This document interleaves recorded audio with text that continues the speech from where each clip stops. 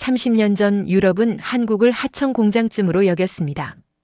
핵심 기술은 까만 쇳덩이 속에 봉인한 채 3년은 기다려라는 오만을 던졌죠. 그런데 2026년 아부다비 사막에서 그 오만이 산산이 부서집니다.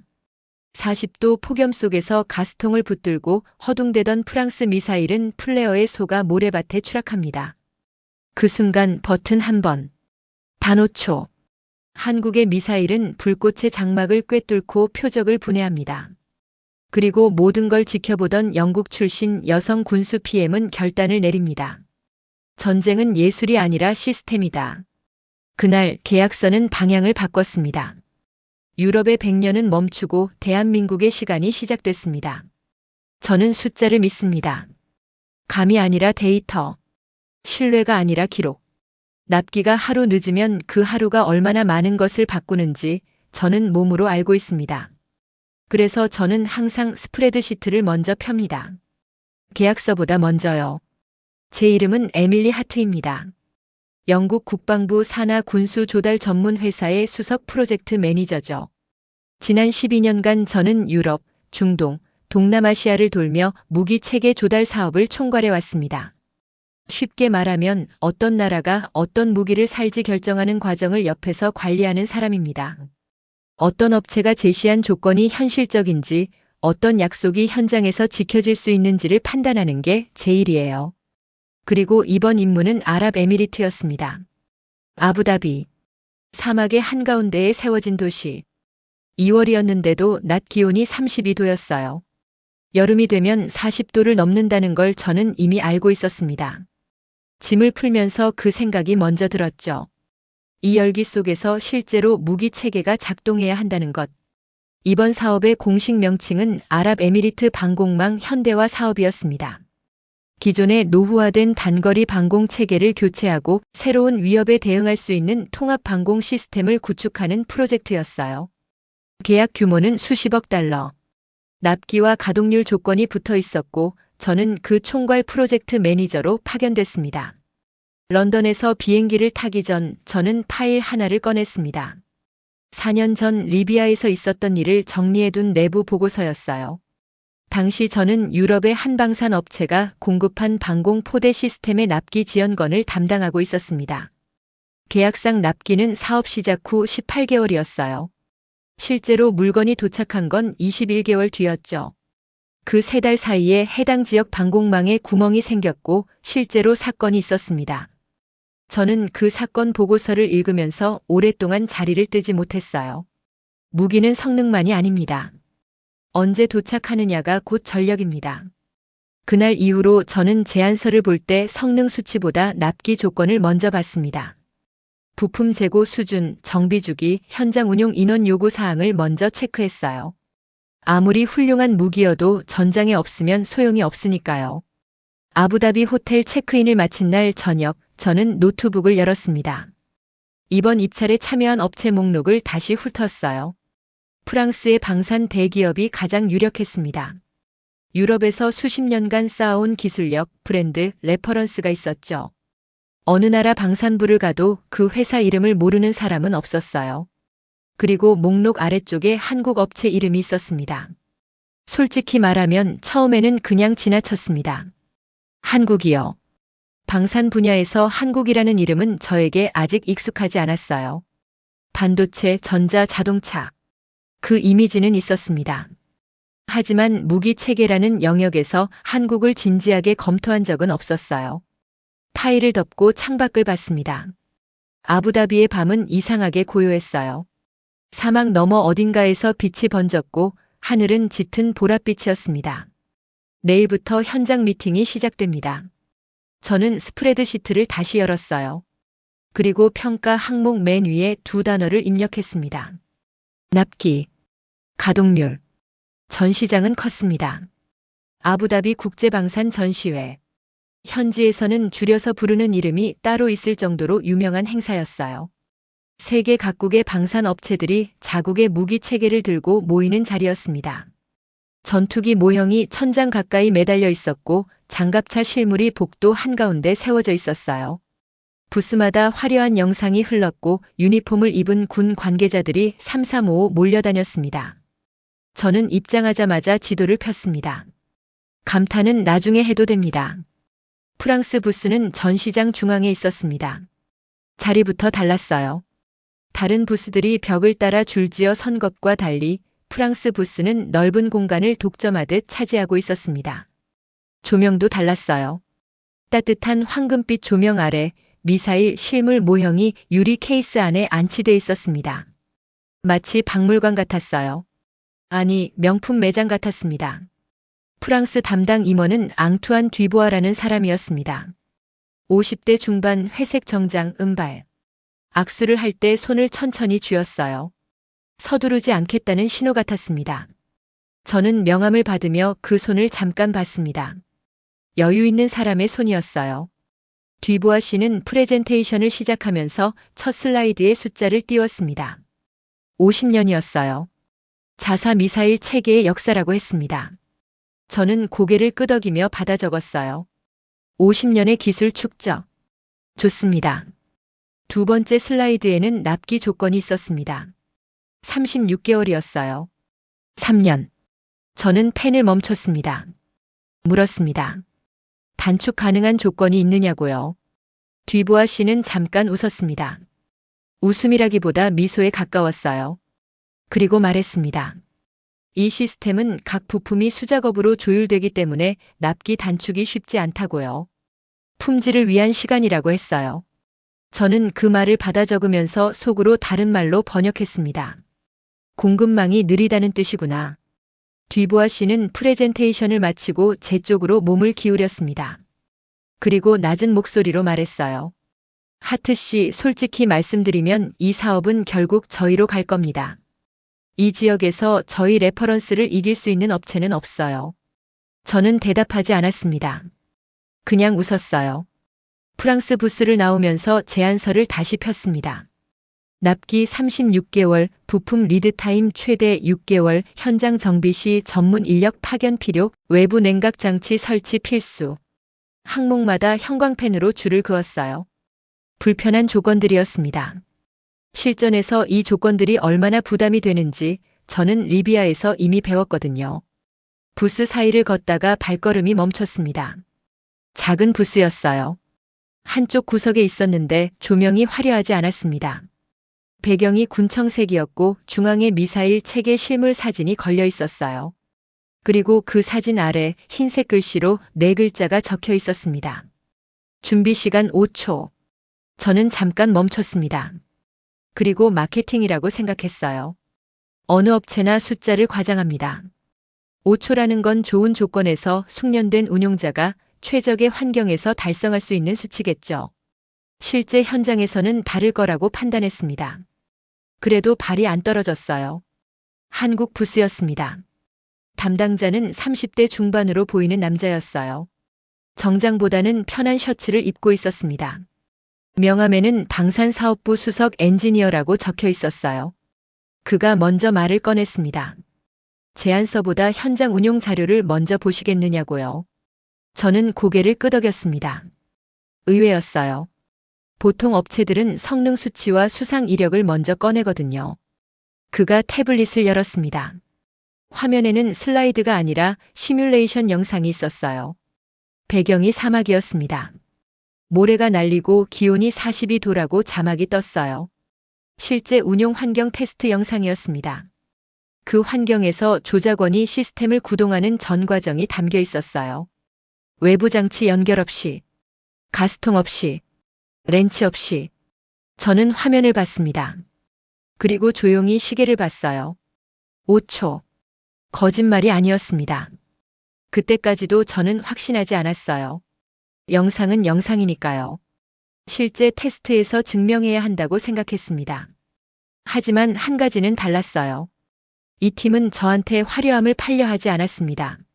아부다비 사막 40도 모래바람. 실제로 이 무기가 써야 할 환경을 먼저 꺼냈어요. 부스를 나오면서 제안서 더미를 다시 봤습니다. 프랑스 제안서, 독일 제안서, 이탈리아 제안서, 그리고 얇은 한국 제안서. 저는 한국 제안서를 맨 위에 올렸습니다. 아직 결론은 아니었어요. 하지만 뭔가가 달랐습니다. 말이 아니라 데이터. 브랜드가 아니라 환경. 그 차이가 작지 않았어요. 호텔로 돌아오는 택시 안에서 저는 수첩을 꺼냈습니다. 그리고 메모했어요. 한국. 5초. 사막 테스트 영상. 확인 필요. 협상 테이블은 냉방이 잘 됐습니다. 바깥은 35도였지만 회의실 안은 서늘했어요. 아랍에미리트 측 조달 담당자들이 긴 테이블 한쪽에 앉아 있었고 반대편에는 입찰업체 대표들이 순서대로 자리를 잡았습니다. 저는 옆자리에서 평가 서류를 폈어요.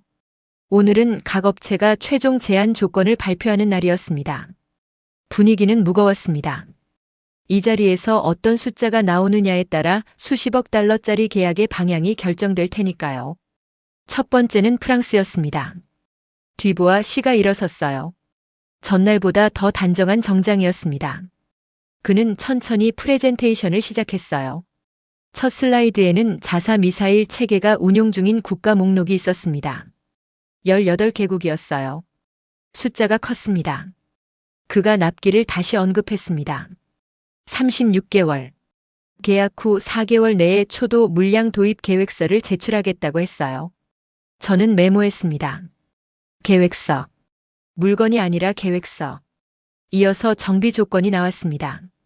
주요 부품 교체는 프랑스 본사 인증 엔지니어가 직접 방문해야 한다고 했어요.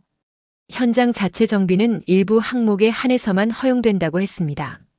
저는 그 부분에 밑줄을 그었어요. 인증 엔지니어 방문. 리드 타임 최소 2주. 실전에서 시스템이 멈추면 2주를 기다려야 한다는 뜻이었습니다. 듀보아 씨는 발표를 마치면서 덧붙였어요. 이 체계는 유럽의 가장 정교한 품질 기준으로 제작됩니다. 그에 맞는 납기와 서비스 조건이 필요합니다.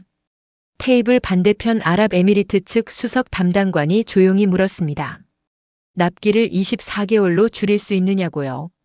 듀보아 씨는 잠깐 멈췄습니다. 그리고 대답했어요. 품질 보장을 위해 어렵다고요. 하지만 계약 후 최우선 생산 라인 배정을 약속하겠다고 했습니다. 저는 고개를 숙이고 메모했어요. 최우선 배정. 확인 불가능한 약속. 두 번째는 독일이었습니다. 세 번째는 이탈리아였어요.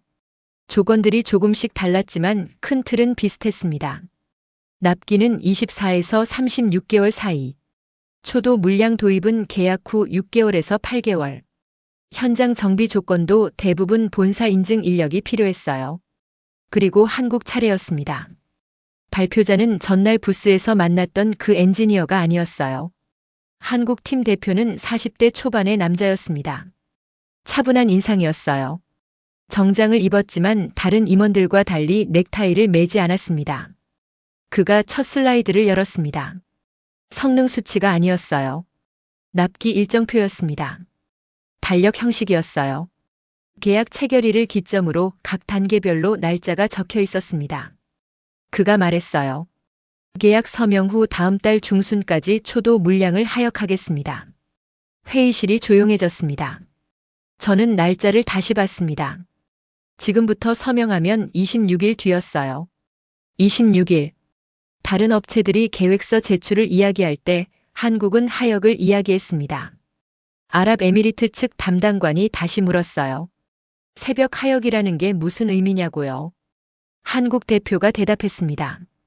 현장 운용 공백을 최소화하기 위해 공항 도착 즉시 야간 하역과 현장 이송을 병행한다고 했어요. 새벽 4시 도착이면 이른 아침까지 현장 거치가 완료된다고 했습니다. 저는 펜을 내려놓았습니다. 이건 물류였어요. 방산 계약 자리에서 물류 이야기를 이렇게 구체적으로 꺼낸 업체는 처음이었습니다. 보통 방산 업체들은 무기의 성능을 팝니다. 사거리, 정확도, 파괴력. 하지만 한국 팀은 다른 걸 팔고 있었어요. 무기가 실제로 운용자 손에 쥐어지는 시간. 그 시간이 얼마나 짧은지를요. 저는 리비아를 다시 떠올렸습니다. 3달의 공백. 그 3달이 얼마나 컸는지를요. 한국 대표가 두 번째 슬라이드를 넘겼습니다. 재고 관리 체계였어요. 중동 지역 내 예비 부품 거점 창고 위치가 지도에 표시돼 있었습니다. 두바이, 오만, 카타르. 세 곳이었어요. 그가 설명했습니다. 주요 소모품과 교체 부품은 이 거점에서 24시간 내 현장 도달이 가능하다고요. 저는 독일 제안서를 폈습니다. 부품 리드타임 항목을 찾았어요. 8주였습니다. 2달과 하루. 그 차이가 실전에서 어떤 의미인지 설명이 필요하지 않았어요. 발표가 끝난 뒤 잠깐 휴식 시간이 있었습니다. 저는 복도로 나왔어요. 한국 대표가 같은 방향으로 걸어오고 있었습니다. 눈이 마주쳤어요. 제가 물었습니다. 26일 납기가 정말 가능하냐고요?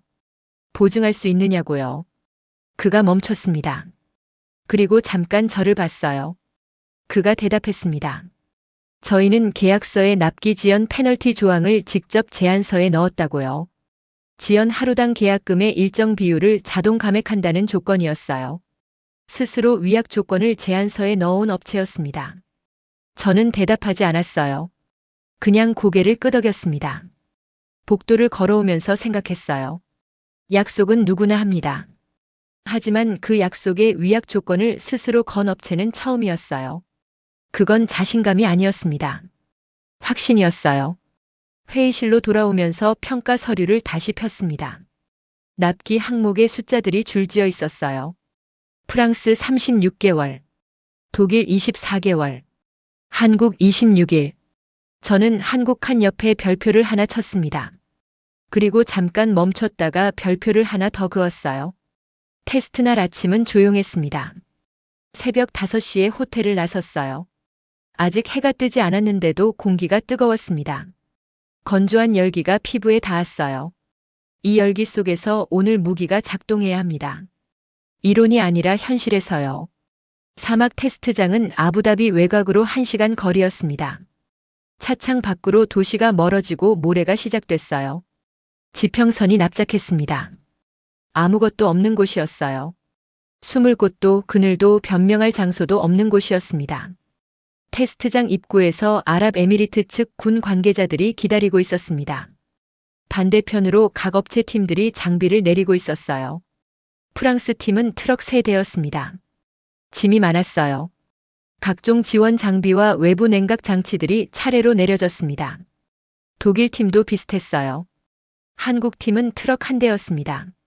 저는 그 차이를 잠시 봤습니다. 그리고 수첩에 적었어요. 전개 규모. 프랑스 대 한국. 아랍에미리트 측은 테스트 조건을 발표했습니다. 기온 42도. 습도 30%. 바람 초속 6m. 표적 드론은 무작위 기동의 플레어를 살포합니다. 각 업체는 동일한 조건에서 순서대로 테스트를 진행합니다. 결과는 명확하게 기록됩니다. 명확하게. 저는 그 단어가 마음에 들었습니다. 오전 10시 프랑스가 먼저였습니다. 해가 완전히 떠올랐고 기온이 빠르게 올라가고 있었어요. 프랑스 팀이 장비를 전개하기 시작했습니다. 저는 스톱워치를 꺼냈어요. 외부 냉각 장치를 먼저 연결했습니다. 두꺼운 호스를 발사대 옆면에 끼워 넣었어요. 2명이 달라붙어서 작업했는데 호스 연결부가 잘 안 맞는지 몇 번을 다시 했습니다. 가스 충전 작업이 이어졌어요. 가스통을 끌어다가 밸브를 연결하고 압력계를 확인하고 다시 조이는 과정이었습니다. 렌치 소리가 사막에서 울렸어요. 저는 스톱워치를 봤습니다. 17분이었어요. VIP 텐트 안에 아랍에미리트 측 고위 인사들이 앉아 있었습니다. 저도 그 옆에 있었어요. 제 맞은편에 뒤보아 씨가 앉아 있었습니다. 그는 여유 있는 표정이었어요. 준비 과정이 길다는 걸 알고 있었을 텐데 그게 문제라고 생각하지 않는 것 같았습니다. 저는 그 표정이 불편했습니다. 실전에서 17분은 어떤 의미일까요? 적이 기다려주지 않습니다. 시스템이 전개되는 동안 위협은 접근합니다. 17분의 준비 시간은 그 17분 동안 하늘이 열려 있다는 뜻이에요. 저는 그걸 숫자로 계산했습니다. 음속으로 비행하는 물체가 17분 동안 이동하는 거리를요. 숨이 답답했어요. 드디어 발사 준비가 완료됐다는 신호가 들어왔습니다. 표적 드론이 이륙했어요. 사막 위를 날았습니다. 드론은 기동하며 플레어를 뿌리기 시작했어요. 작은 불꽃들이 허공에 번졌습니다. 발사가 이루어졌습니다. 미사일이 솟구쳤어요. 저는 눈을 가늘게 뜨고 추적했습니다. 미사일은 빠르게 날아갔어요. 그런데 뭔가 이상했습니다. 궤적이 흔들렸어요. 드론 본체가 아닌 방향으로 기울었습니다. 플레어 쪽으로 끌려가고 있었어요. 그리고 모래밭에 떨어졌습니다. 텐트 안이 조용해졌어요. 아무도 말을 하지 않았습니다. 저는 스톱워치를 멈추지 않고 계속 쥐고 있었어요. 손이 조금 떨렸습니다. 이 장면이 리비아 보고서 속 문장들과 겹쳤거든요. 뒤보아 씨의 표정이 처음으로 굳었습니다. 한국 팀은 조용했어요. 프랑스 팀이 장비를 수습하는 동안 한국 팀 조작원이 자리에서 일어나 발사대 앞에 섰습니다. 아무런 소동이 없었어요. 지원 장비를 끌어오는 사람도 없었고 가스통을 연결하는 사람도 없었습니다. 조작원은 그냥 패널 앞에 섰어요. 저는 스톱워치를 다시 눌렀습니다. 버튼이 눌렸습니다. 시스템이 켜졌어요. 5초였습니다. 저는 숫자를 다시 봤어요. 착각인가 싶었습니다. 다시 봤어요. 5초. 전시장에서 봤던 그 숫자가 사막에서도 그대로였습니다. 마케팅이 아니었어요. 뒤보아 씨가 갑자기 일어섰습니다. 그리고 말했어요. 조건이 공정하지 않다고요. 한국 시스템은 미리 세팅을 해놨을 거라고 했습니다. 목소리가 높아졌어요. 아랍에미리트 측 군 관계자가 조용히 대답했습니다. 모든 장비는 도착 즉시 동일한 보관 조건에서 관리됐고 각 팀이 현장에서 직접 전개했다고요. 차이가 있다면 그게 곧 실력이라고 했어요. 텐트 안이 다시 조용해졌습니다. 저는 스톱워치를 내려놓고 수첩을 폈어요. 준비 시간 항목에 두 숫자를 나란히 적었습니다. 프랑스 1020초, 한국 5초, 그리고 펜을 잠깐 들었다가 한 줄을 더 썼어요. 실전에서 이 차이는 생사다. 한국 드론이 이륙했습니다. 표적 드론이 사막 위로 올라갔어요. 이전보다 더 빠른 속도였습니다. 아랍에미리트 측이 의도적으로 기동 패턴을 바꿨다는 게 느껴졌어요. 더 급격한 방향 전환이었고 고도 변화도 컸습니다. 그리고 플레어가 터졌습니다. 드론이 플레어를 뿌리기 시작했어요. 하나, 둘, 셋. 뜨거운 불꽃이 허공에 번졌습니다. 하늘에 가짜 여론이 생겨났어요. 적외선 유도 미사일이 가장 헷갈리는 상황이었습니다. 프랑스 미사일이 걸려 넘어졌던 바로 그 함정이었어요. 한국 미사일이 발사됐습니다. 저는 눈을 고정했어요. 미사일이 솟구쳤습니다. 빨랐어요. 그런데 궤적이 달랐습니다. 플레어 쪽으로 기울지 않았어요. 허공의 불꽃들을 그냥 통과했습니다. 흔들리지 않았어요. 드론이 방향을 바꿨습니다. 급격하게요. 미사일도 따라 바뀌었어요. 드론이 다시 플레어를 뿌렸습니다. 미사일은 여전히 흔들리지 않았어요. 본체를 향해 날아갔습니다. 그리고 터졌습니다. 정확히 드론 본체였어요. 직격이 아니었습니다. 스치듯 터졌어요. 하지만 충분했습니다. 근접 신관이 작동하면서 파편이 퍼졌고 드론은 산산이 분해됐어요. 모래 위로 잔해가 떨어지는 게 보였습니다. 텐트 안에서 누군가 낮게 탄식했습니다. 저는 아무 말도 하지 않았어요. 수첩에 뭔가를 쓰려다가 펜을 내려놓았습니다. 지금 이 순간은 기록보다 이해가 먼저였어요. 플레어에 속지 않았다는 게 무슨 의미인지 생각했습니다. 적외선 유도 방식의 미사일은 열을 따라갑니다. 플레어는 미사일보다 뜨겁게 타오르는 가짜 여론이에요. 그래서 미사일이 본체 대신 플레어를 쫓아가는 겁니다. 이건 수십 년 된 대응 기법이에요. 이걸 극복하려면 더 뜨거운 플레어를 이기는 열을 쫓는 게 아니라 플레어와 본체를 구별해야 합니다. 형태, 파장, 움직임 패턴. 가짜와 진짜를 가려내는 알고리즘이 있어야 해요. 한국 미사일은 그걸 해냈습니다. 사막에서 42도에서 실제 플레어가 터지는 상황에서요. 저는 15년간 방산 분야에서 일했습니다. 수십 개 나라의 무기 체계를 검토했어요. 그런데 이날 이 사막에서 저는 처음으로 무언가 근본적으로 다른 것을 봤다는 느낌을 받았습니다. 뒤보아 씨가 다가왔어요. 그는 목소리를 낮춰 말했습니다. 한 번의 테스트로 모든 걸 판단할 수 없다고요. 환경 변수가 있었을 거라고 했어요.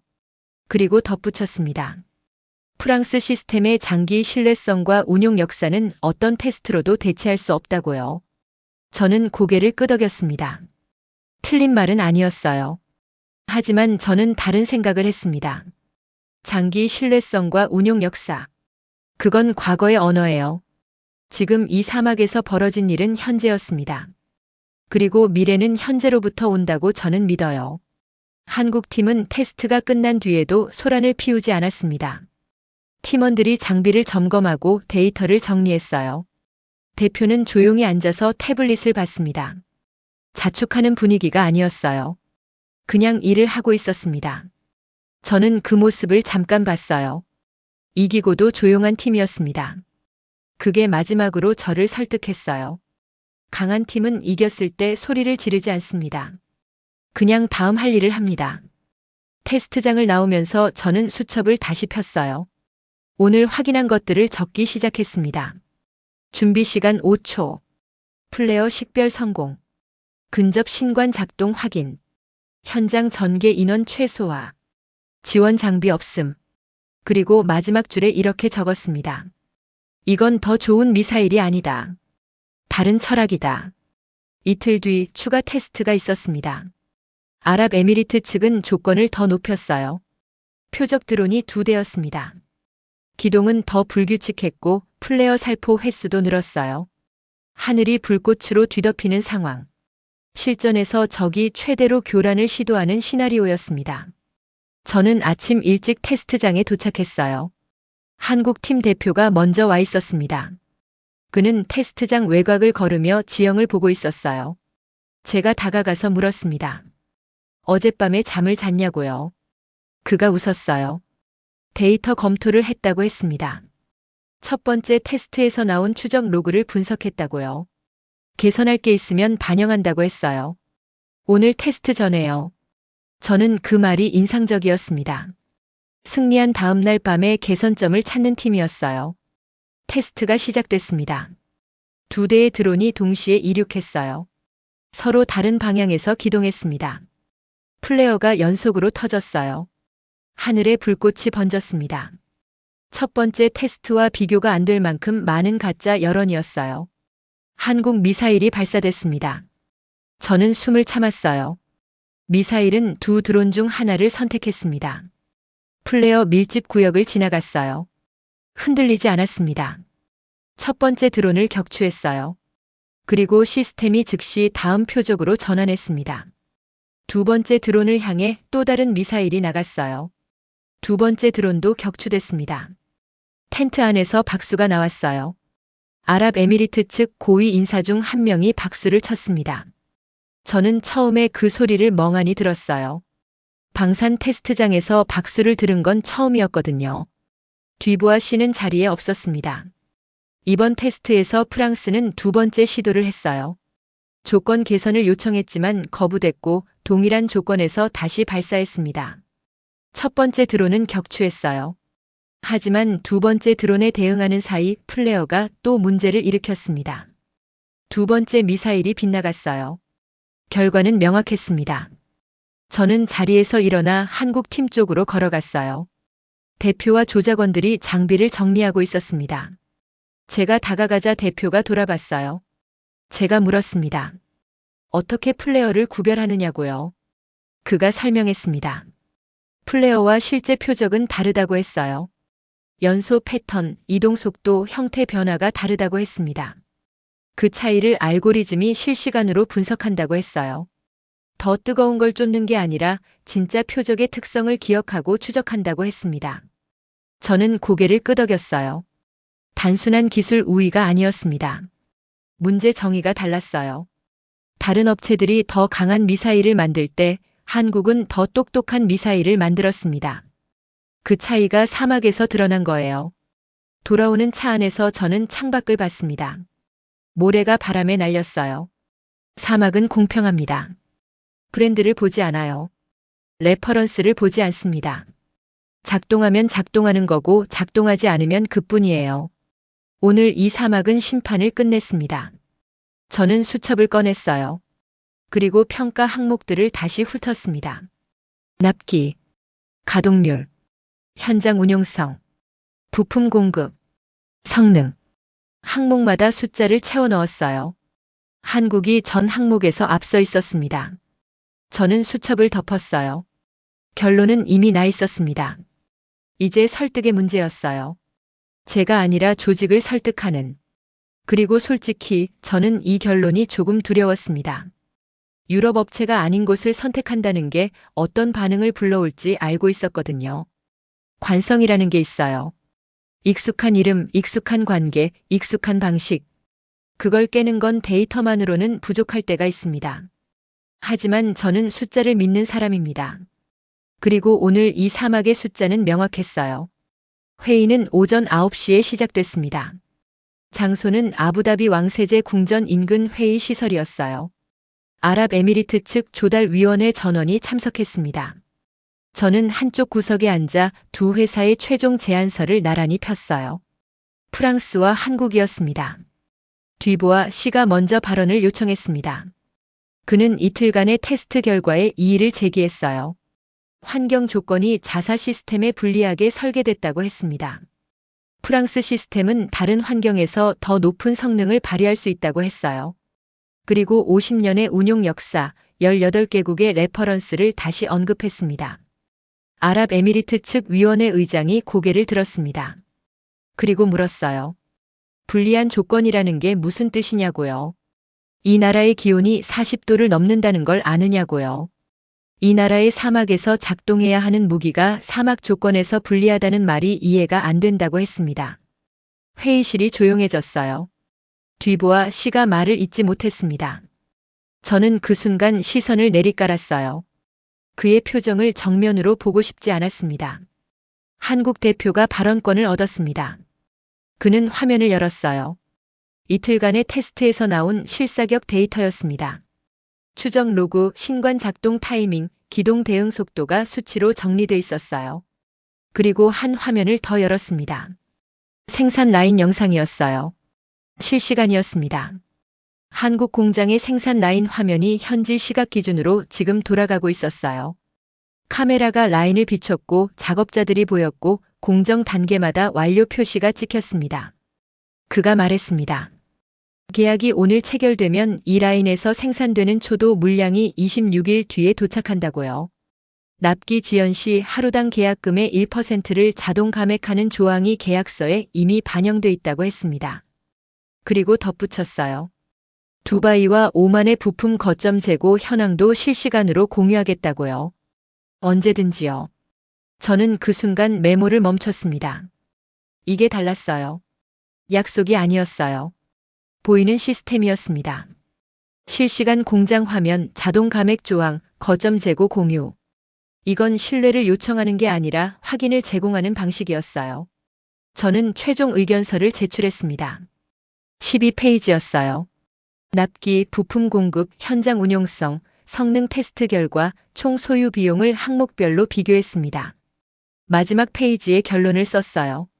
추천업체 한국. 이유는 단순했습니다. 성능에서 앞섰고, 납기에서 앞섰고, 운용성에서 앞섰고, 공급망 투명성에서 앞섰어요. 어떤 항목도 프랑스가 앞선 게 없었습니다. 유일한 프랑스의 우위는 레퍼런스였어요. 그리고 저는 그 레퍼런스가 이 사막에서는 의미 없다는 걸 이틀 동안 확인했습니다. 서명은 오후 3시에 이루어졌습니다. 아랍에미리트 측 위원회 의장과 한국 팀 대표가 계약서에 사인했어요. 카메라 플래시가 터졌습니다. 악수가 이루어졌어요. 듀보아 씨는 그 자리에 없었습니다. 그는 서명 직전에 회의실을 나갔어요. 나가면서 한국 측 실무자에게 뭔가를 말했는데 저는 전부 듣지 못했습니다. 하지만 톤은 들렸어요. 높고 날카로웠습니다. 아랍에미리트 측 관계자가 조용히 그에게 다가가서 뭔가를 말했어요. 듀보아 씨가 멈췄고 그리고 나갔습니다. 저는 서명식이 끝난 뒤 잠깐 자리에 남았습니다. 계약서 한 장이 테이블 위에 있었어요. 방향이 바뀐 계약서였습니다. 수십억 달러짜리 계약서였지만 저는 그 종이보다 그 뒤에 있는 것을 생각했어요. 26일 뒤에 도착할 물건, 새벽에 하역될 물건, 사막에서 5초 만에 준비될 시스템, 플레어에 흔들리지 않을 미사일, 저는 창밖을 봤습니다. 아부다비의 오후 햇빛이 강했어요. 사막 쪽에서 바람이 불어왔습니다. 뜨거운 바람이었어요. 하지만 이상하게 시원했습니다. 계약 체결 사흘 뒤 영상이 퍼지기 시작했습니다. 테스트 현장에서 촬영된 영상이었어요. 아랍에미리트 측이 공식 채널에 공개한 것도 있었고 현장에 있던 누군가가 찍은 것도 있었습니다. 프랑스 미사일이 플레어에 끌려가 모래밭에 떨어지는 장면. 한국 미사일이 플레어를 무시하고 표적을 분해하는 장면. 두 장면이 나란히 편집됐어요. 저는 런던으로 돌아오는 비행기 안에서 그 영상을 봤습니다. 조회수가 빠르게 올라가고 있었어요. 방산 관련 커뮤니티에서 공유됐고 군사 전문 채널들이 분석 영상을 올리기 시작했습니다.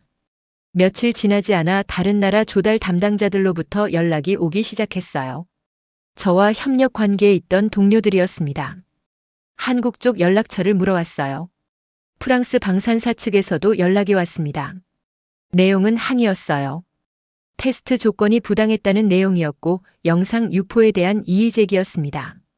하지만 이미 영상은 퍼진 뒤였어요. 막을 수 있는 게 아니었습니다. 그로부터 몇 주 뒤 유럽 방산 업계 내부 소식이 들어왔습니다. 다른 중동 국가들과 진행 중이던 프랑스 측 협상 몇 건이 보류됐다는 내용이었어요. 상대방 조달 담당자들이 재검토를 요청했다는 거였습니다. 연쇄 반응이었어요. 저는 그 소식을 듣고 잠깐 창밖을 봤습니다. 런던은 비가 내리고 있었어요. 방산 시장에서 신뢰는 천천히 쌓입니다. 하지만 잃는 건 순식간이에요. 그리고 한 번 잃으면 되찾는데 수년이 걸립니다. 뒤보아 씨가 이날 이후 어떤 시간을 보낼지 저는 알 수 없었습니다. 하지만 쉽지 않을 거라는 건 알았어요. 저는 최종 보고서를 작성하기 시작했습니다. 보고서 제목은 아랍에미리트 방공망 현대화 사업평가 보고서였어요. 사업 개요, 입찰 과정, 테스트 결과, 계약 조건, 향후 운용 계획이 담겼습니다. 마지막 섹션에 저는 한 단락을 따로 썼어요. 이 사업의 승자는 더 뛰어난 미사일이 아닙니다. 더 뛰어난 시스템입니다. 성능 수치가 계약을 결정한 게 아니에요. 납기 확정, 부품 공급망, 현장 운용성, 공정 투명성. 이 네 가지가 하나로 작동하는 체계가 결정했습니다. 한국은 무기를 팔지 않았습니다. 전력 운용 패키지를 팔았어요. 그리고 저는 한 줄을 더 썼습니다. 이것이 새로운 표준입니다. 보고서를 제출하고 며칠 뒤 저는 기록 파일을 꺼냈어요. 30년 전 자료들이었습니다. 유럽 방산사들이 한국의 기술 이전을 거부했던 기록이었어요. 핵심 부품은 블랙박스에 봉인한 채 공급했고 기술 접근을 막았습니다. 그리고 납기는 늘 길었어요. 저는 그 문서와 이번 테스트 영상을 나란히 봤습니다. 30년이었어요. 30년 동안 한국은 그 봉인된 부품들 없이 길을 만들었습니다. 막힌 길을 돌아서 없는 기술을 직접 개발해서 더 빠르고 더 정확하고 더 간단한 방식으로 도달했어요. 기술 봉쇄가 오히려 각성을 만든 거였습니다. 저는 이 지점에서 오래 멈췄습니다. 방산 분야에서 20년 가까이 일하면서 저는 항상 유럽과 미국이 기준이라고 생각했어요. 레퍼런스가 많은 쪽, 역사가 긴 쪽, 이름이 알려진 쪽. 그게 곧 신뢰라고 생각했습니다. 하지만 아부다비 사막은 다른 걸 보여줬어요. 기준은 과거가 만드는 게 아닙니다. 현재가 증명하는 거예요. 그리고 미래는 지금 이 순간 누가 더 나은 시스템을 갖고 있느냐로 결정됩니다. 한국은 추격자가 아니었습니다. 이미 설계자였어요. 납기 설계, 공급망 설계, 운용 편의성 설계. 이 세 가지를 하나의 체계로 묶어서 전장에 가져온 나라.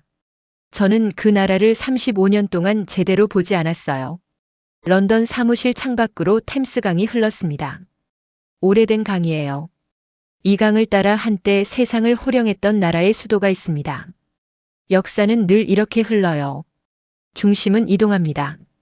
강자는 바뀝니다. 표준은 다시 쓰입니다. 아부다비 사막에서 저는 그 이동의 순간을 목격했습니다. 여러분은 한국이 만든 것 중에 가장 놀랐던 게 무엇인가요? 댓글로 나눠주세요. 좋아요와 구독 부탁드립니다.